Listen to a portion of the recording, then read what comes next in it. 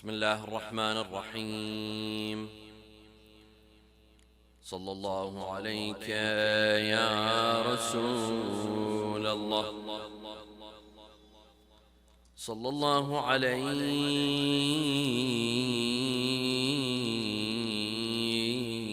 يا سيدي ويا مولاي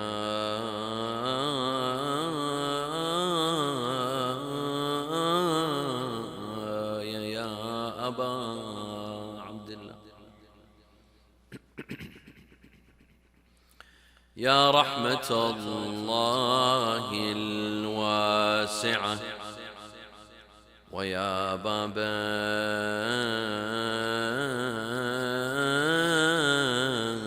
نجاة الأمة ويا عبرة كل مؤمن ومؤمنة،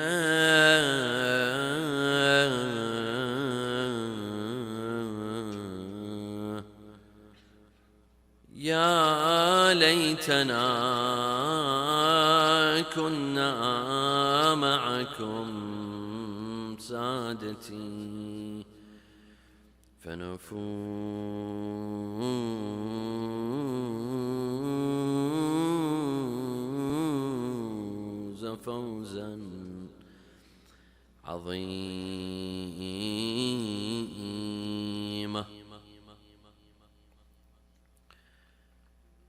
أعوذ بالله من الشيطان الرجيم. بسم الله الرحمن الرحيم. يا أيها الذين آمنوا لا يسخر قوم من قوم عسى أن يكونوا خيرا منهم ولا نساء من نساء عسى أن يكن خيرا منهم. صلوا على محمد وآل محمد.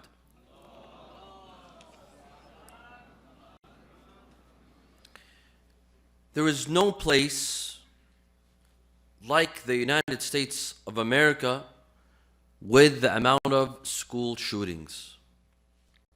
In comparison to all other countries around the globe, the United States of America has the highest rates of school shootings.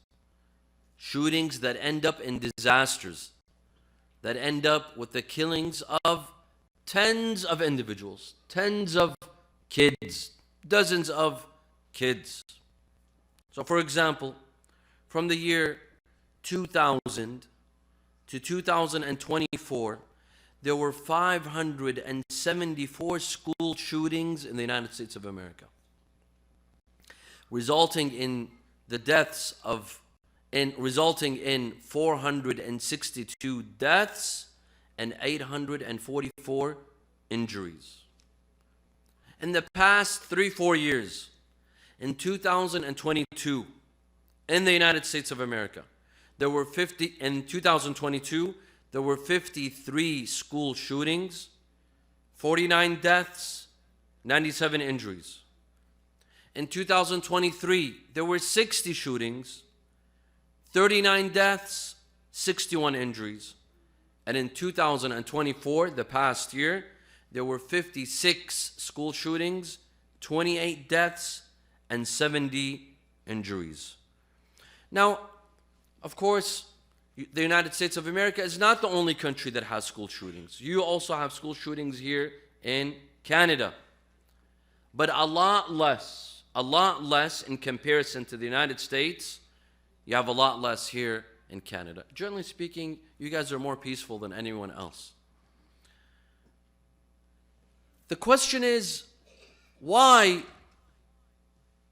do we see in every once in a while, every couple of months, several times a year, we hear on TV in the news that there is a mass school shooting by kids, done by kids, not by a terrorist, a radical terrorist, or an extremist, by a teenager who comes to school and opens fire on fellow classmates, teachers, the principal, so on and so forth. What could be possible causes and reasons behind school shootings? Number one, mental health problems. This is number one. There's a lot of people, my dear brothers and sisters, in America and abroad, everywhere, that suffer from mental health disorders, mental health problems. When mental health is not embraced and it's not treated, if someone does not recognize himself to have mental health issues and his family does not help him seek a cure, this can develop. It can become worse. If it's ignored, someone says, no, I have no issues. And the people in the family, they say, no, we don't. This is not an issue. This is not a big deal. He's fine. Don't call him crazy. You know, a lot of times mental health disorders are associated with being crazy. If someone is told that you have mental health issues, he says, I'm not crazy. He becomes defensive. And this is a mistake. Not all mental health problems are associated with being crazy. No, sometimes it's solvable with a pill, with some therapy. It could be solved. Yet it goes unsolved. There are many that suffer from mental health. A lot of teenagers, a lot of kids, they come and take it out on fellow classmates. This is one.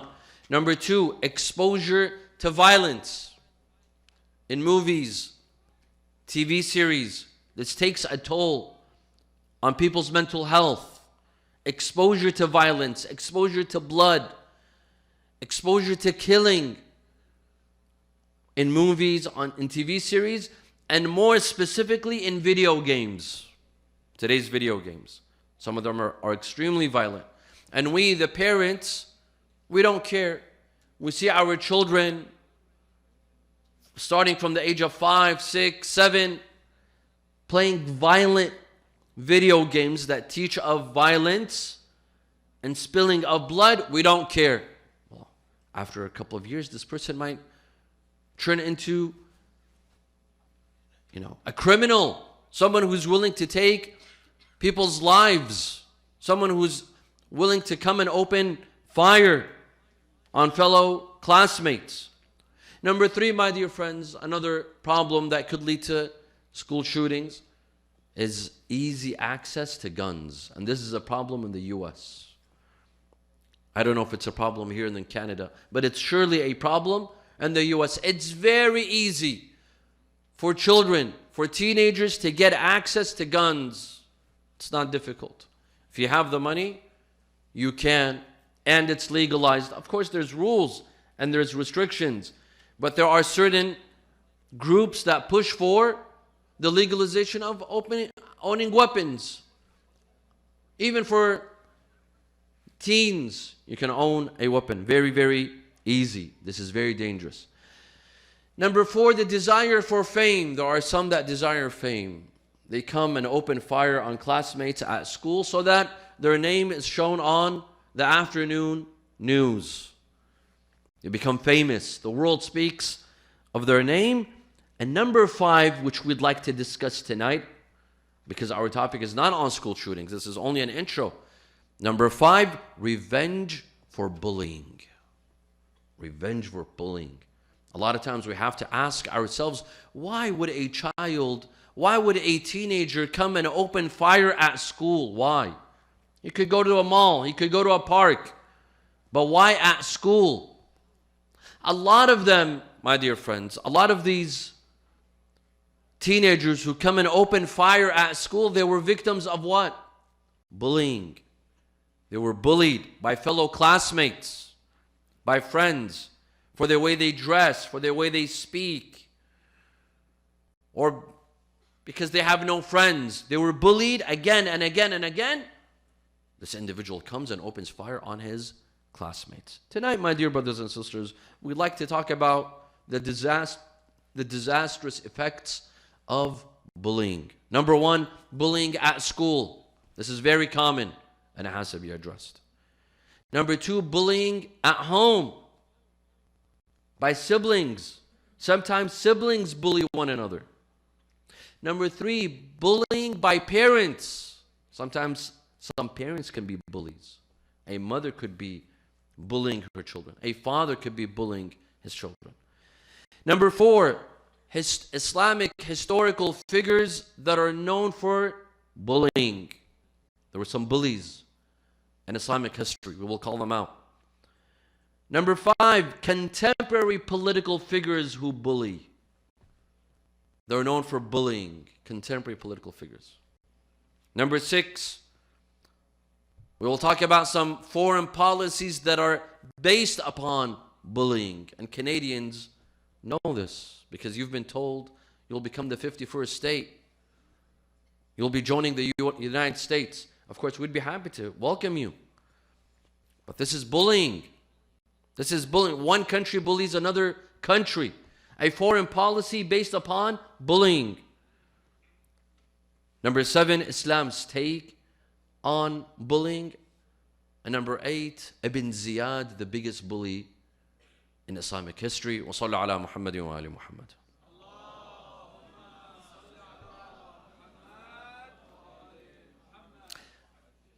Sometimes bullying happens at school, and especially for migrant children.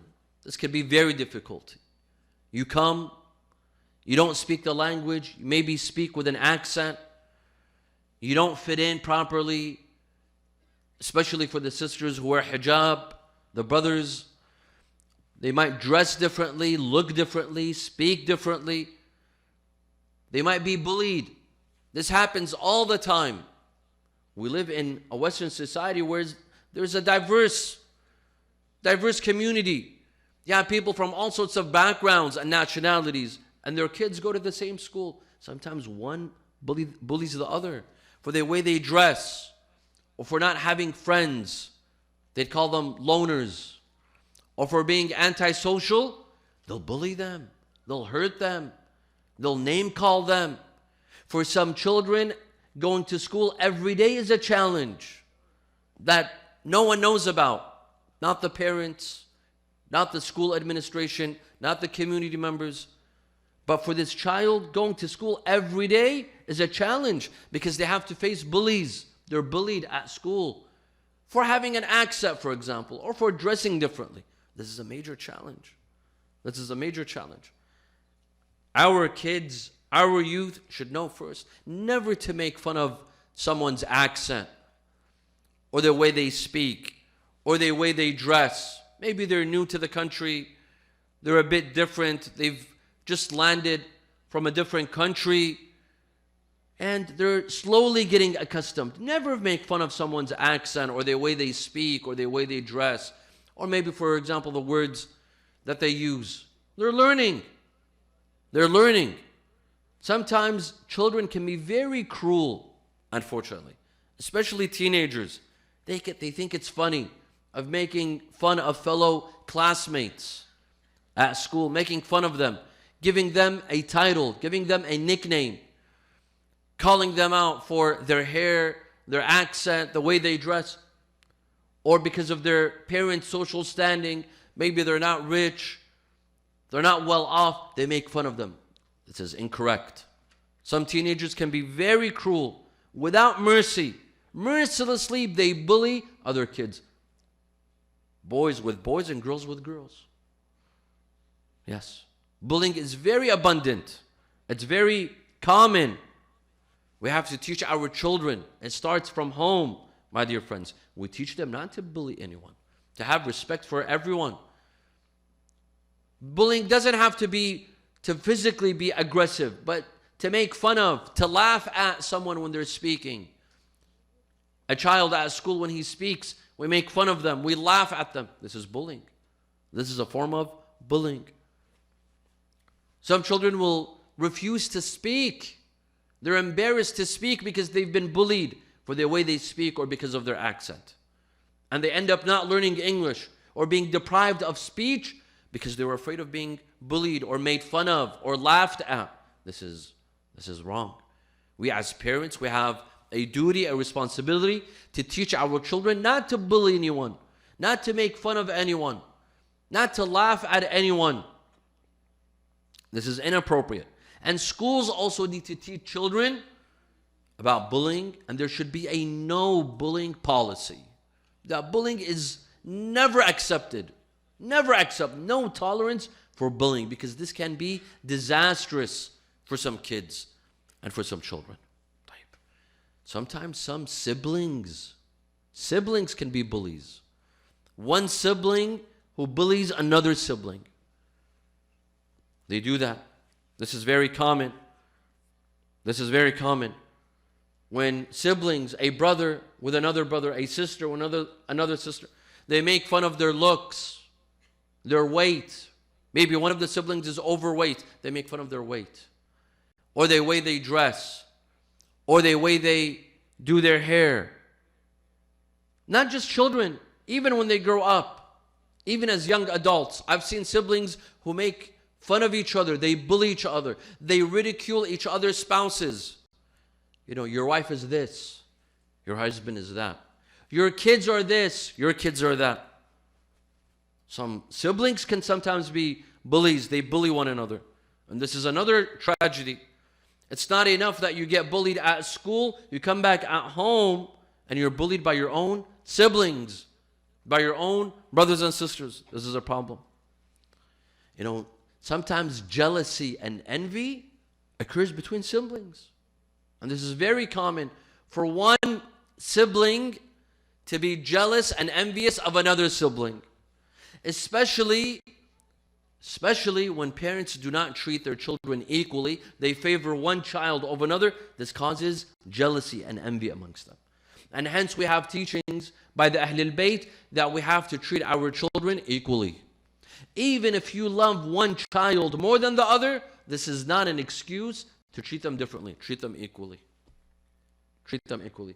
My mother, she has a saying, you know, we're 6 brothers and 3 sisters. We're 9 siblings. So sometimes she's asked, which one do you love the most? Out of your kids, out of the 9 kids, who do you love the most? And obviously she loves me the most. She says, she goes like this with her fingers. And she says, can I choose which finger? If you told me to cut off a finger, can I tell you which one? They're all the same. They're all equal. You may love one child more than the other, but you cannot show it, because this hurts the other child. This hurts them. It develops in them feelings of jealousy and envy. And this is exactly what happened with Prophet whom? Yaqub alayhi salam and his son Yusuf. Prophet Yaqub had more love for his son Yusuf. He caused the other sons to be jealous of his son Yusuf and plan against him, conspire against him. What we talked about a couple of nights ago. To conspire against him. Why? Because he favored one son over another. This is a mistake. This will cause some of your children to bully others. Yusuf's brothers were bullies. They bullied him. اقتلوا يوسف أو اطرحوه يخل لكم وجه أبيكم. They decided on killing him. To the point that they were willing to kill their own brother, their youngest brother, their younger brother. They were all older. The Quran also gives us 2 examples of 2 brothers, Habil and Qabil. وَاتْلُ عَلَيْهِمْ نَبَأَ ابْنَيْ آدَمَ بِالْحَقِّ إِذْ قَرَّبَا قُرْبَانًا فَتُقُبِّلَ مِنْ أَحَدِهِمَا وَلَمْ يُتَقَبَّلْ مِنَ الْآخَرِ قَالَ لَأَقْتُلَنَّكِ. Allah subhanahu wa ta'ala says, tell them the story of the 2 children of Adam when they were asked to make a sacrifice. And Allah accepted from one and He rejected the other. He accepted from Habil and He rejected Qabil. Qabil told his brother Habil, I'll kill you. I'll kill you. To this point, Qabil was a bully. He bullied his own brother Habil. Habil was a soft brother. He was gentle. قال لئن بسطت إلي يدك لتقتلني ما أنا بباسط يدي إليك لأقتلك إني أخاف الله رب العالمين. If you extend your hand to kill me, I will not extend my hand to kill you. I am afraid of Allah عز وجل. فسولت له نفسه قتل أخيه فقتله. And so his soul told him to kill his own brother. He killed his own brother. Sometimes, my dear friends, parents can be bullies. Parents can be bullies. Sometimes, by the words that they use, they make fun of their children. They make fun of them. They tell them that you're too overweight.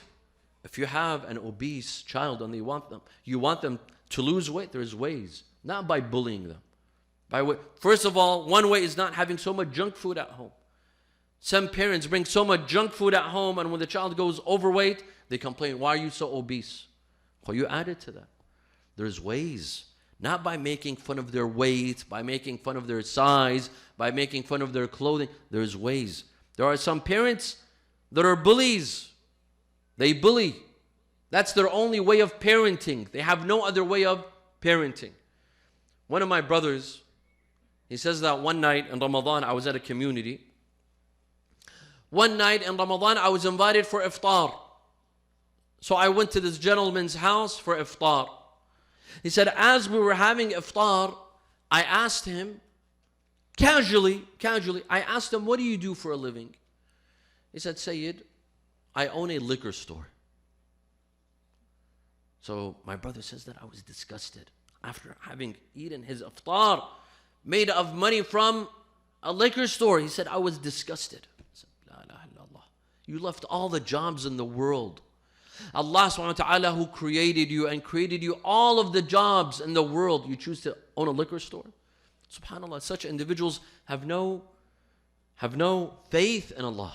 Allah who created you and provided for you your entire life, you choose to make a living off of His disobedience? So he says, I didn't say anything. After dinner, after iftar, he says his daughter brought us tea. She served us tea. So he says the father looked at me and he said, Sayyid, ask my daughter what she does for a living. Ask her. And he was making fun. So the Sayyid says, I said, oh my God, if the father sells liquor, then God knows what the daughter does. I'm afraid of asking. So the father kept on insisting, ask my daughter what she does for a living. So I told her, what do you do for a living? She said, I'm a nurse for kittens, for cats, small cats. I'm a nurse. So he says, the father started laughing. He said, Sayyid, look, what a silly job she has. Out of all of the jobs, she decided to be a nurse for cats. He said, I looked at him. I told him, at least what she does for a living is halal. What she does for a living is halal. Although this is not silly, what's silly about being a nurse? 2, at least she's not doing anything haram. She's not disobeying Allah and making a means of living. What you're doing is you're disobeying Allah and your means of living. You see, some parents, my dear friends, they can be toxic. They can be toxic. There's ways of parenting. There's ways of parenting by treating your children as friends, not by being toxic. This is a problem. This is a problem. Some parents don't try different ways. They don't try ways of being friends with their children or working out with different means. Immediately they start bullying. They say that Sigmund Freud, his father was a bully. His father was a bully. And that's why he ended up being the way he is. He was all messed up because his father was a bully. There are some parents that try to live through their kids. What do I mean by this? And they bully them. So you have a father who never went to college. He barely graduated from high school. Now he wants his son to go to, you have to go to college. You have to go to medical school. Baba, I don't want to go to medical school. I want to become an engineer. No, you have the opportunity to go to medical school. You have to go to medical school. Why? Because he wanted to go to medical school. And he never had the opportunity. So he wants to live through his son. He wants to achieve through his son. Well, guess what? You had your chance. You had your chance. Now let your son have his chance. You lived your life. Now let your son live his life. Or there's some mothers, no. She tells her daughter, you cannot get married. You have to go to university. But she wants to get married. She wants to get married. Let her do what she wants. No, I couldn't go to university, but I'm not going to let you sit at home. You have to go to university. That's not how it works. You can't live through your children. Although it's honorable that you want your kids to get a quality education, but not like this. You can't live through your children. Let them live their own life and make their own decisions. طيب. صلوا على محمد وآل محمد.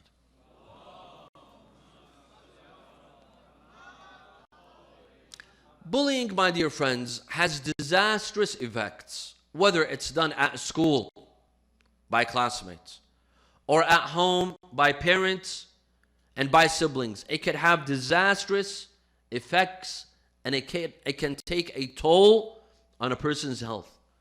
They can have low self-esteem.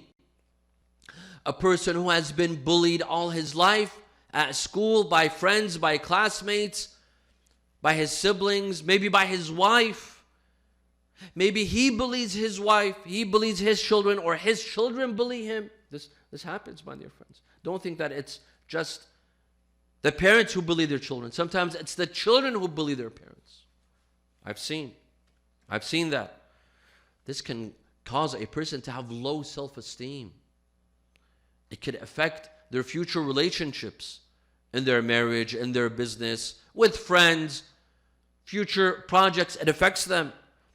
They might grow up with no self-confidence. They have no self-confidence because they've been bullied all their lives. They've been told that they're a failure, they're a disaster, they can never succeed, for example. This will affect their self-confidence. Sometimes it causes them depression. A lot of our teens, a lot of our kids, they suffer from depression. Why? Because most of us are migrants. Most of us are migrants. And we had to suffer.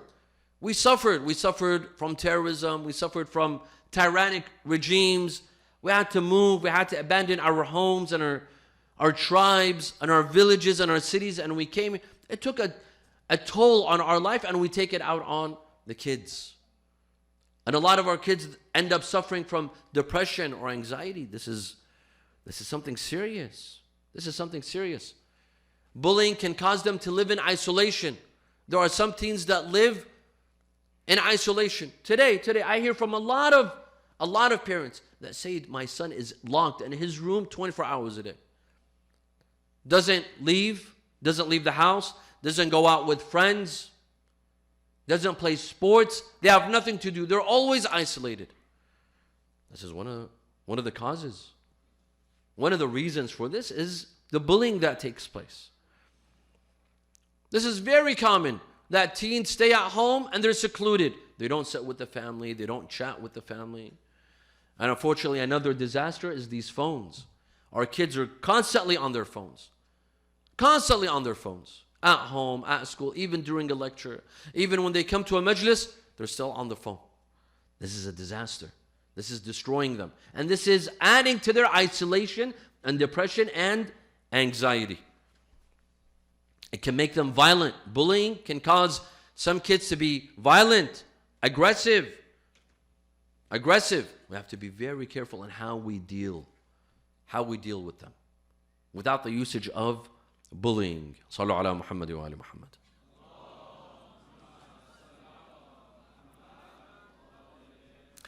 Throughout history, there are certain individuals who are known to be bullies, even in Islamic history, namely Umar ibn al-Khattab. Umar ibn al-Khattab was known to be a bully. This is not in Shi'i sources. I will not tell you from Shi'i sources, from Sunni sources. Read Sunni books of hadith and you will discover that Umar ibn al-Khattab was a bully.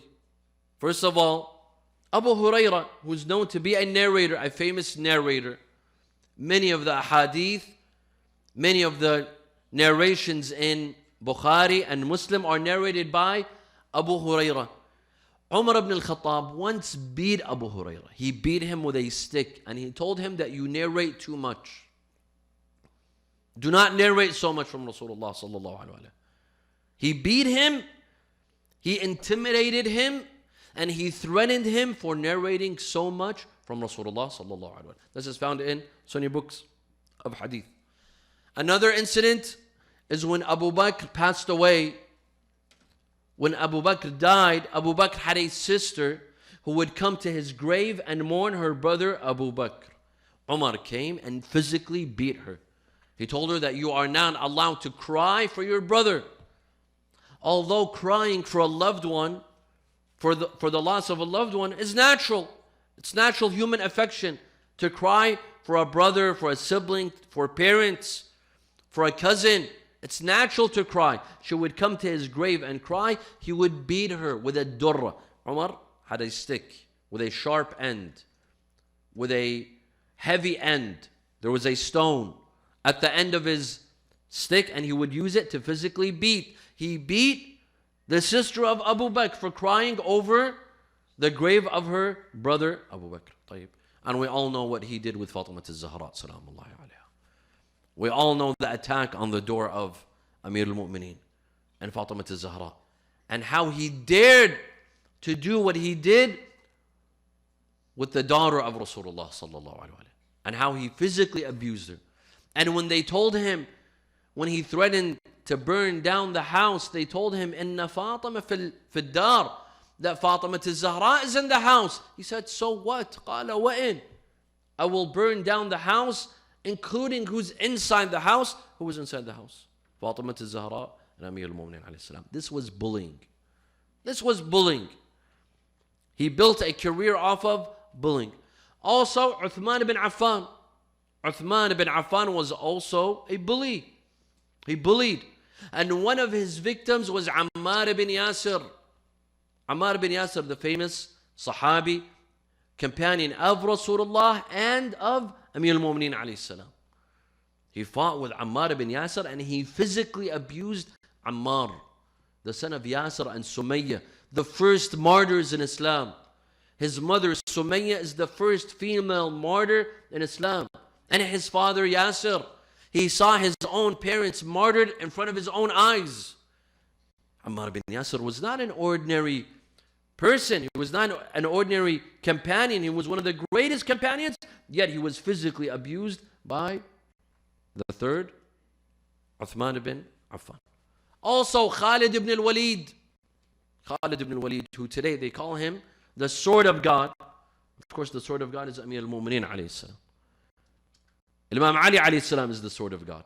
They took this title from Amir al-Mu'mineen and they gave it to Khalid ibn al-Walid. Khalid ibn al-Walid was also a bully. He was also a bully. He came to Malik ibn Nuwayra after the death of Rasulullah sallallahu alayhi wa alihi. During the days of Abu Bakr, he was sent to collect zakat. He was sent to collect zakat from the tribes. And so he was sent to Malik ibn Nuwayra. Malik ibn Nuwayra was a companion of Imam Ali alayhi salam, and he was Shi'i. He was a loyal companion to Amir al-Mu'mineen alayhi salam. Malik ibn Nuwayra had not given zakat. Why?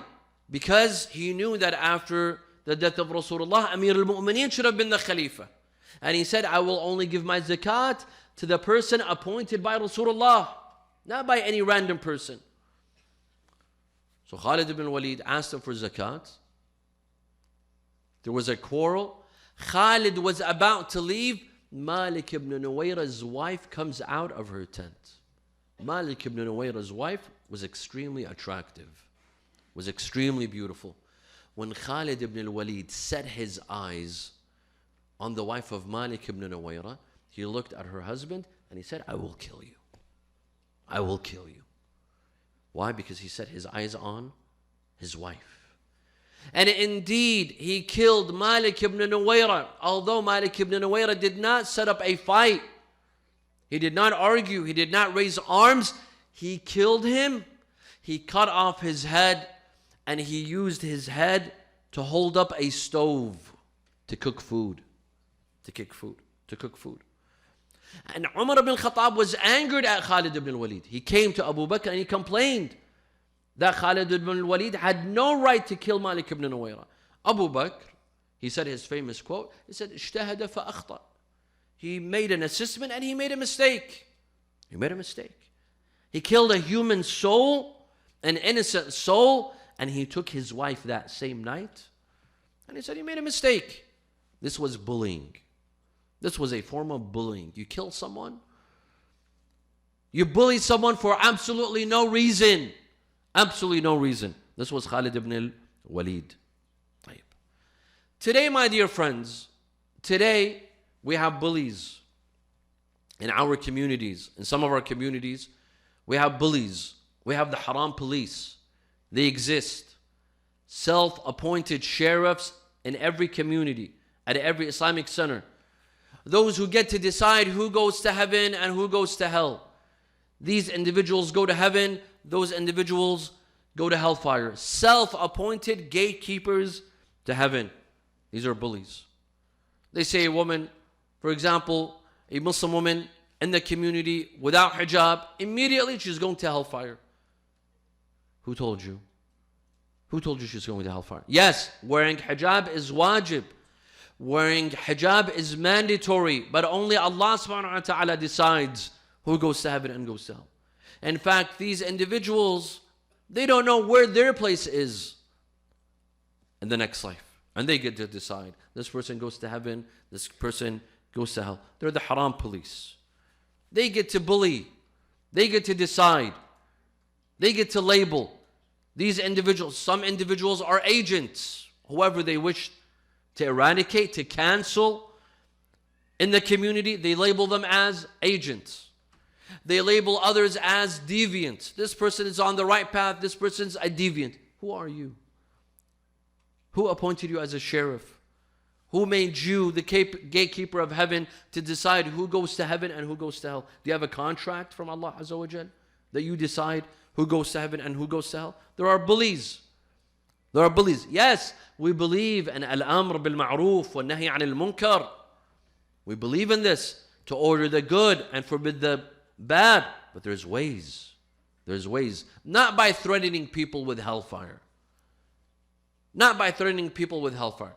I remember a couple of years ago, I was lecturing somewhere. And this hothead came to me one of the nights after the majlis. He said, Sayyid, tomorrow night, I want you to scare all the women in the majlis. Why? Tell them if they don't wear hijab, they're all going to hellfire. I told him, you know what? I first have to start with you. I first have to scare you with the hellfire, not with the woman. Why would I do that? Yes, there's ways of al-amr bil-ma'ruf wa nahy al-munkar. There's ways, not being repulsive.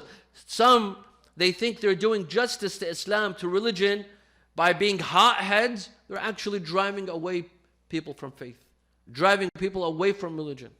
This is not the way. Al-amr bil-ma'ruf wa nahy al-munkar is done in a positive way. Allah subhanahu wa ta'ala sends Musa and Harun to Fir'aun. To Fir'aun, the greatest tyrant, the greatest dictator. Yeah, he says, اذهبا إلى فرعون إنه طغى فقولا له قولا لينا. لينا. When you go to Fir'aun, speak to him gently. Speak to him calmly. Not by making threats. Not by making threats. If we care for Islam and we care for religion and we want to call people to Islam, be gentle. Be gentle. Don't be aggressive.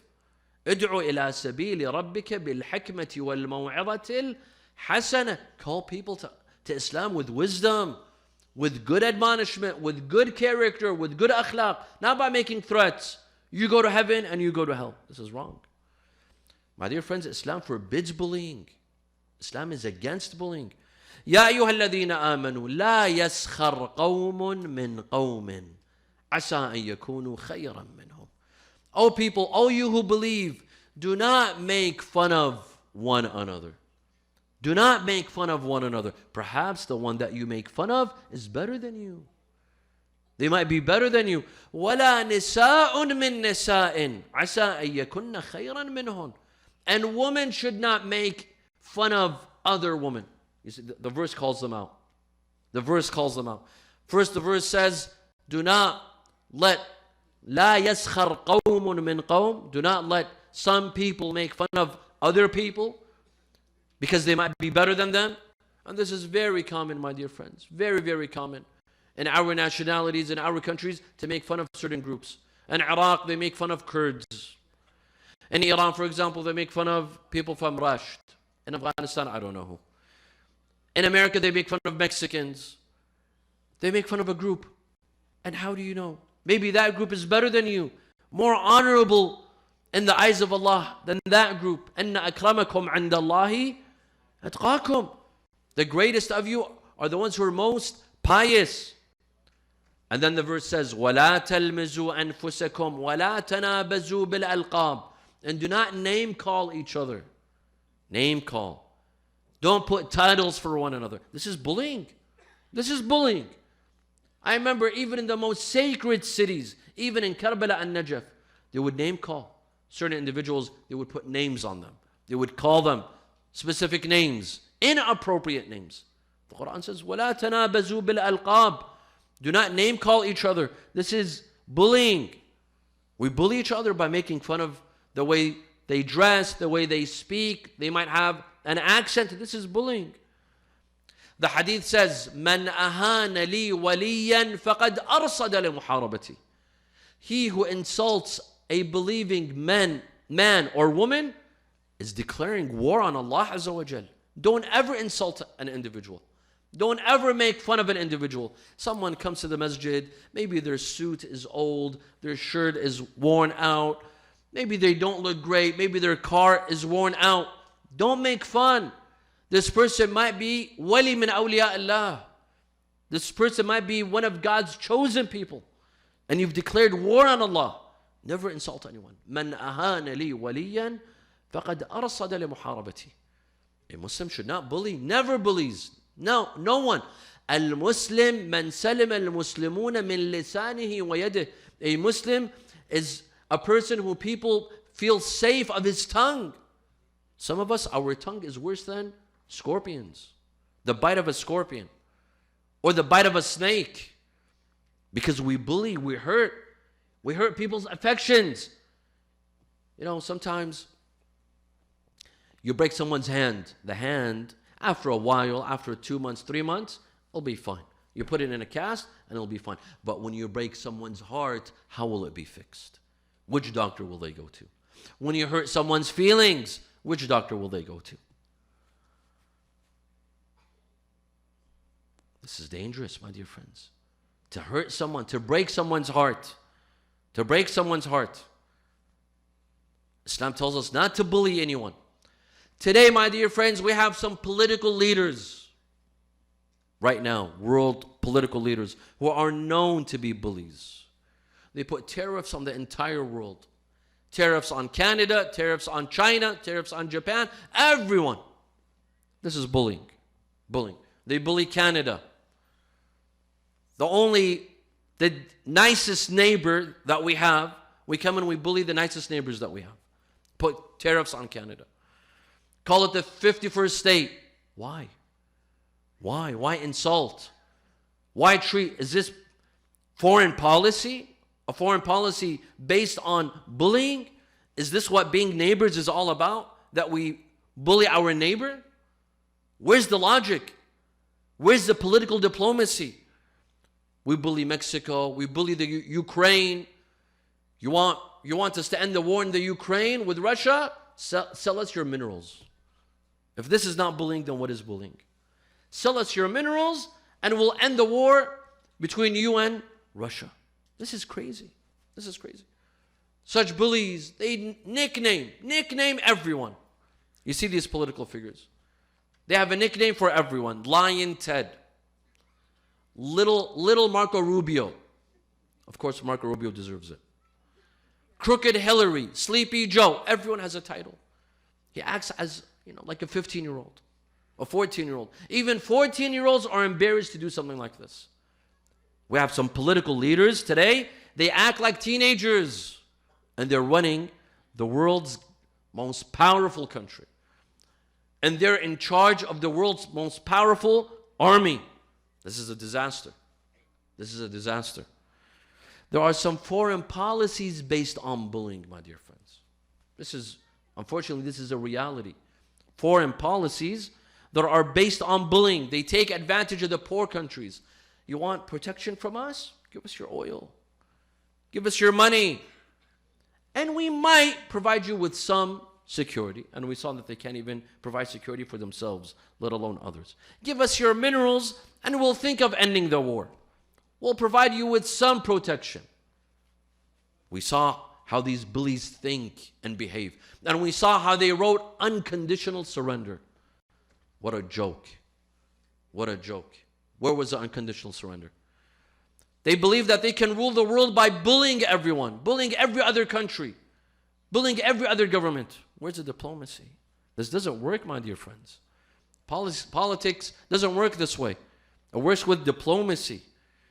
With any group, in any society, in any community, bullying doesn't get you anywhere.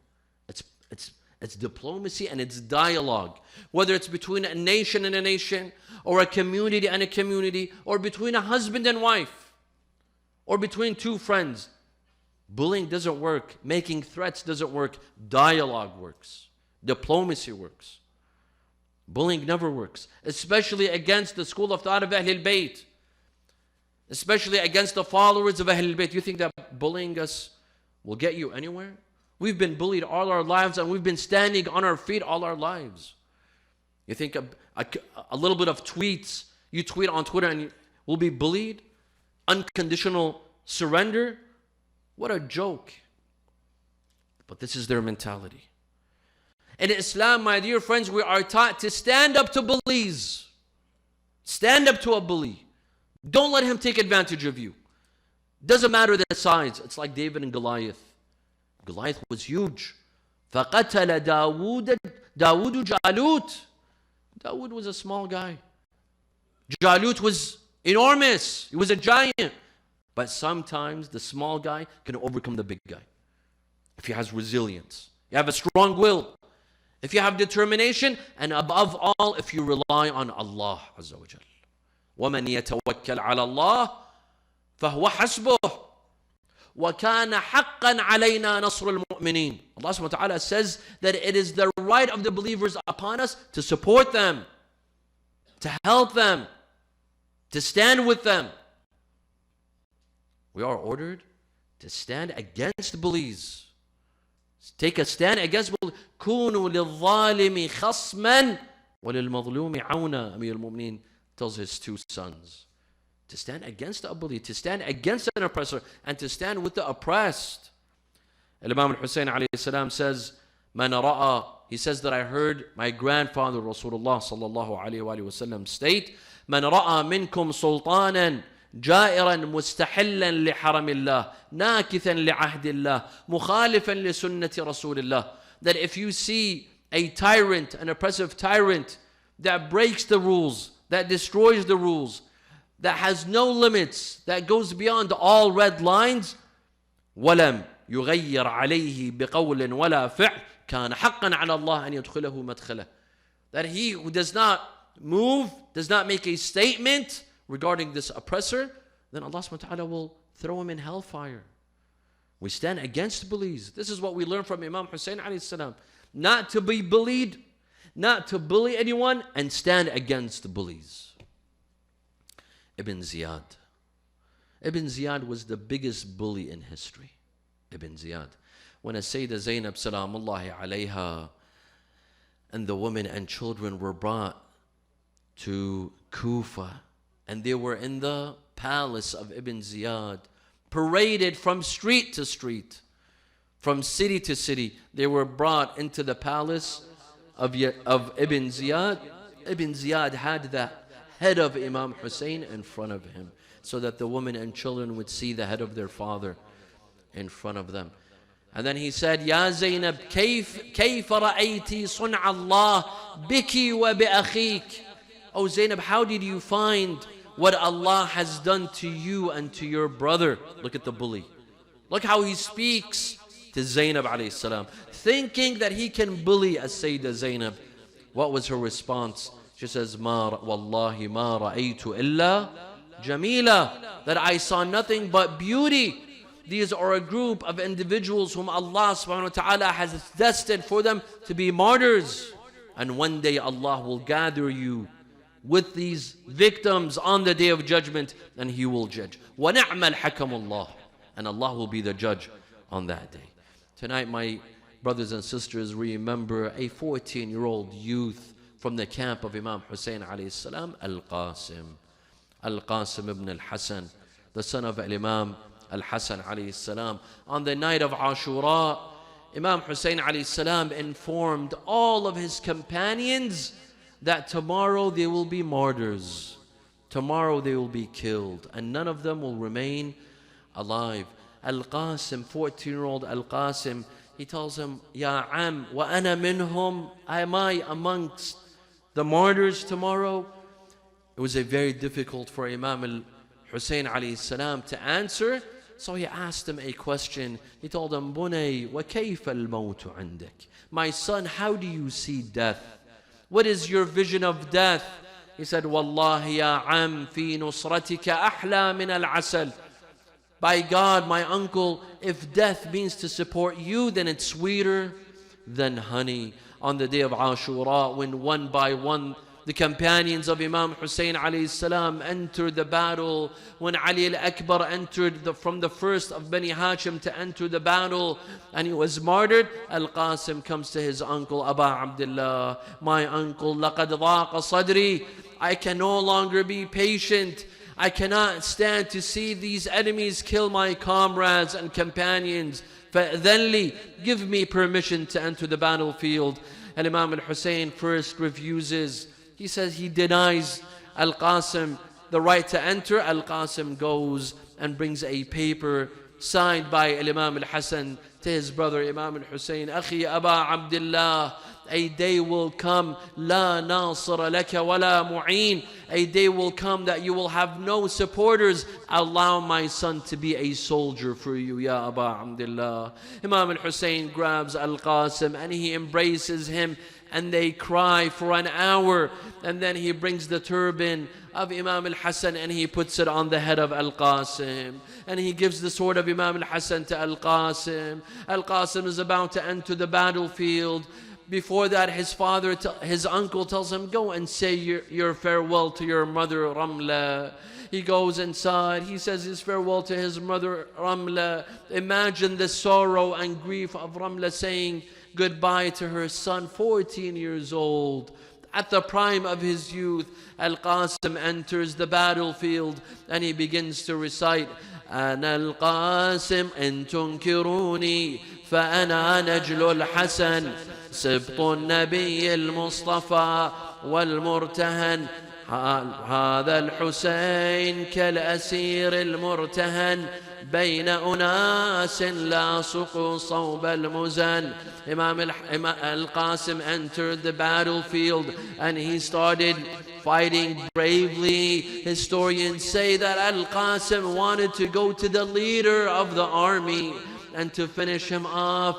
Hamid ibn Muslim says that I was standing in the middle of the battlefield. I said, by God, I saw a young man enter the battlefield. His face was glowing like the moon. I told my comrades that if this youth strikes me, I would not return the strike. Another comrade said that I will, by God, go and finish him off and make sure that his uncle sits and cries and mourns over him. Al-Qasim in the middle of the battlefield, he was fixing his strap breaks from his sandal. He kneels to fix his strap. All of a sudden he's hit with a sword on his head.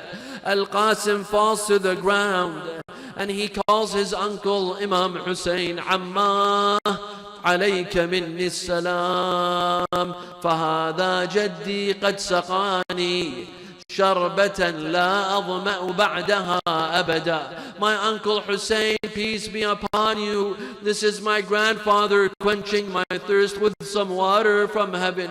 وأن لك كأسا مذخورا فالعجل العجل. And you have a cup waiting for you, so rush to us. Al-Imam al-Hussein rushes to Al-Qasim. He sits next to him. يعز على عمك أن تدعوه فلا يجيبك أو يجيبك فلا يعينك أو يعينك فلا يغني عنك شيئا. That is with great sorrow that you call unto your uncle, but he cannot respond, or he responds but cannot help you, or he helps you but he cannot rescue you. تبا لقوم قتلوك ومن خصمهم يوم القيامة جدك وأبوك. Woe unto the people that killed you, Al-Qasim. Imam Hussein alayhi salam, he brings Al-Qasim, he carries him on his shoulder and he brings him back to the tent and he puts him next to Ali al-Akbar. Zainab comes to the tent, she sees Imam Hussein what moment looking at Ali al-Akbar and he cries. And he looks at Al-Qasim and he cries. Sayyidah Zainab says, Ya akhi Aba Abdullah, leave the tent, because the mother of Ali al-Akbar and the mother of Al-Qasim wish to come and mourn their children.